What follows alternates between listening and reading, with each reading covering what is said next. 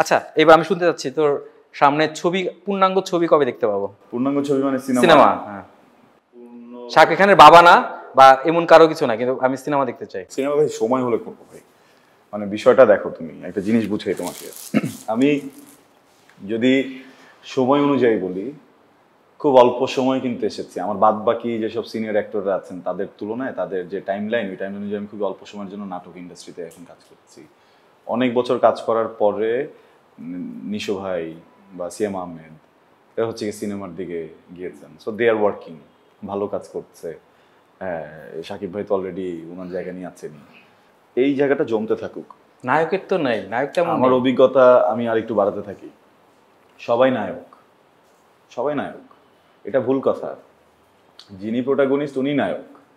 হ্যাঁ, এখন নওয়াজুদ্দিন সিদ্দিকীও নায়ক, আমাদের বাংলাদেশের নাসিরউদ্দিন খানও নায়ক।